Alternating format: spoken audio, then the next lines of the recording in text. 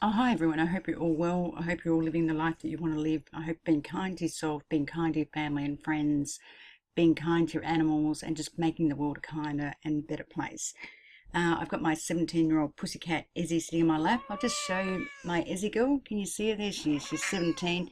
She's not very happy because she doesn't like me picking her up too much because she's got arthritis. But she's the sister of my poor Gussie who it's all right, darling. Who left obviously left this world. So I'm really sad about that. I thought I'd just give a bit of a plug for my business. What we've got with my subscribers that subscribe to me is we have all these different channels, and we're pretty much on the ball with everything. We basically look at everything, we check everything. I do constant reviews on existing coins out there and tokens. There's well over 2,000 coins and tokens now, so the market is getting bigger and bigger, and there's a lot of different sectors. And we have a very strong view on what sectors we believe are going to do well in the next 2 years. So, one of my views is basically that privacy coins are probably going to be delisted. I can't see potentially in a regulated market the privacy coins are going to do very well at all. That's my personal view. Everything I say here is obviously personal. I'm not taking into account your financial position or anything like that, or your risk tolerance, or you're basically your age or anything like that. I'm basically just talking about it from my own perspective, and I'm here to educate people, not to give them financial advice. So, but what I do to keep up to date with everything, there is so much stuff that's coming out re crypto markets, and it's just impossible. And also there's a lot of information about ICOs. Most of the ICOs, 95% of them that have come out this year have lost people money and are absolute scams. And I'm always surprised by what people think are good ICOs and what people think are not, what people think are good ICOs and what people think are not good ICOs. The quality of the ICOs are just so poor and so bad. And because I've had banking experience for years and years, some people, are coming out and saying they want to be a bank and all this sort of stuff, and they get a lot of money from the market. And it just amazes me because there's so many things that are scams out there, and it's just so obvious to me, just simply because I suppose of my experience. But anyway, but you've just got to be really, really careful. But anyway, within my channels, I've got a lot of different things. We have crypto education, everything about exchanges, equity. I look at foreign exchange, futures markets. I look at all the derivatives, and obviously, Bitcoin's got derivatives now. Ethereum's got derivatives. They're talking about Litecoin, Litecoin having derivatives, and also XRP's got derivatives.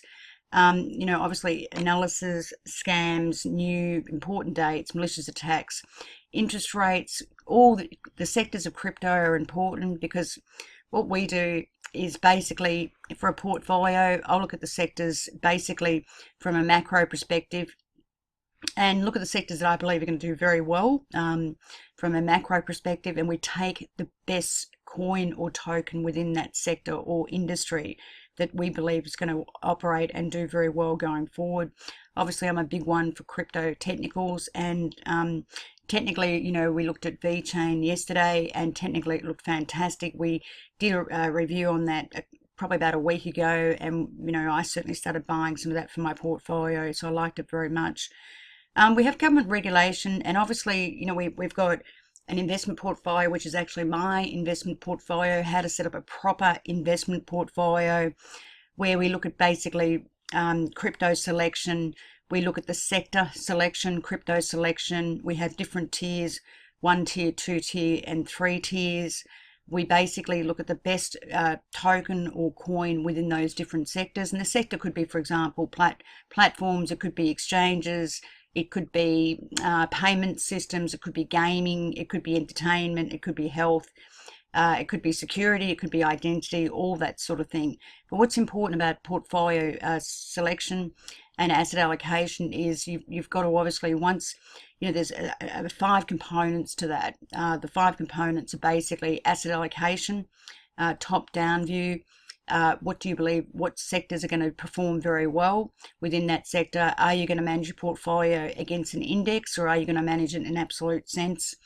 What is the crypto index? The crypto index is made up of 20 of the top cryptos by, market capitalization. Some of the other professional managers will manage against 30 of the top indices, but again, that index is going to change quite a lot. And then how do you go about selecting the individual coins or tokens? And for that, we do, I do, and my team do thorough reviews on that. We'll look at everything down to hash rate, down to who holds the coin, down to, what exchanges are on that sort of risk. We look at, the business background, we look at the origination, we look at the corporate, we look at the team, we look at all different things, a lot of different criteria before it can actually get into our investment portfolio, which is like a 2-year investment portfolio. And then once you've selected those, which is the third part, the fourth part is basically constantly monitoring what you've got selected within your portfolio, constantly reviewing to see if any of the circumstances have changed, to see, if there's anything negative that's come out that's going to change, your investment decision about that particular crypto or secure or token. And then obviously the fifth situation for any portfolio management is rebalancing that portfolio. So there's a number of different steps that you've got to take to do that. And obviously, if one, say you've got a limit within, you say you've got 10,000 and you don't want to be, for your smaller cryptocurrencies or tokens, you don't want to have any more than, say, overall 15% of your cash within the smaller tier 3 crypto tokens and coins. For each, you might only have a 2% allocation. If all of a sudden, because one's rallied against the other, that allocation's gone to 3%, the question is, you as a portfolio manager should take some of that off the top and manage it back to your percentages. So there's so many things you need to know about when you're investing in this market, and also when you're choosing what coins and tokens to invest in, because it's a macro view about where you think what's going to be the opportunities going forward, whether you think it's going to be identity, whether you think it's going to be health systems, whether you think it's going to be a certain payment system, whether you think it's going to be platforms. Again, if you like platforms, what's the best platform? Is it Neo? Is it Ethereum? Is it, XRP, which does have a platform? Is it Waves? Is it something else? If you don't like platforms, what's another sector that you think is going to do well? So number one, it is the macro sense. Number two, do you manage it in an absolute sense or against an index? Number three, the crypto selection process. What sectors do you believe are going to do well? And then what are the best coins or tokens within that sector? Now, as you know, there's 2,140 coins and tokens. So that's a lot to look at. But obviously you're trying to find the best coin or the best token within that sector. And then, the fourth thing is setting up that portfolio with your tiers, with your mandate, with your limits. For example, you don't have all your coins and tokens sitting on the Ethereum platform, for example. If Ethereum goes down, you're going to have all that exposure to the risk of Ethereum not working, for example. And again, do you have a certain percentage in the index? Do you manage the index or do you not? I don't myself, because there's coins within the index, as you know, and tokens that I don't actually like within the top 20. And that's a number of coins that I don't like in the top 20. I don't like Neo in that. I don't like IOTA in that, and a few others. And again, when you've, and how much percentage you have of Bitcoin, how much percentage you have of XRP and that sort of thing.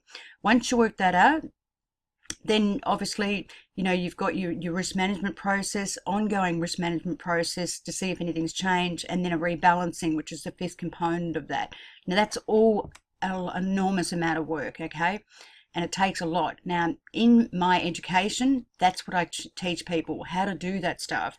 What you should be looking at when you're assessing an ICO, or even a coin, that's already on the market.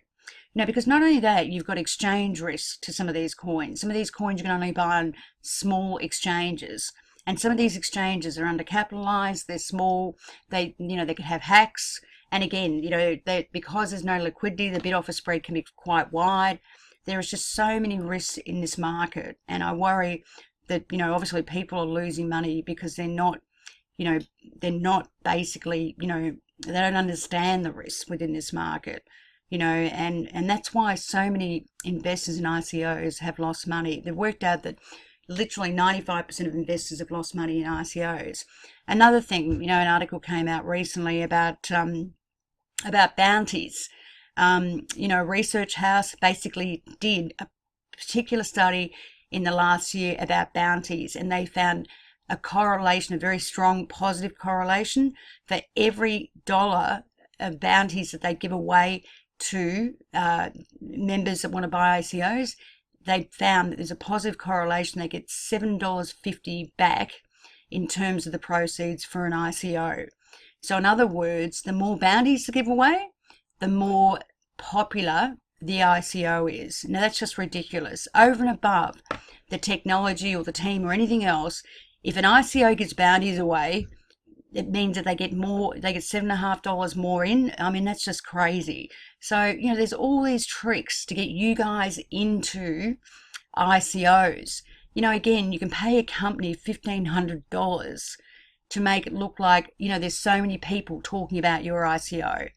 I could pay someone today and call it Susie Cruz coin, or Screwy's coin or token, and I can pay someone $1,500 to make out that I've got heaps of things on YouTube, I've got heaps of things on Facebook, I've got heaps of things on whatever it is, Twitter, you name it, all the things that you guys look at. I've got stuff happening in GitHub, I've got, lots of stuff happening in, Reddit, all those social media things. So then all of a sudden you guys think that, hey, Susie Cruz golden coin is doing really well, we've got to buy some. And you know what, it only cost me $1,500 to get someone to do that. The ICO market is just fraught with danger, and that's why people are losing money, because it's very easy to ramp up ICOs and make them look popular. But what really concerns me is people don't understand what they're trying to do in these ICOs, and often they're scamming people. Honestly, more than often, they are scamming people.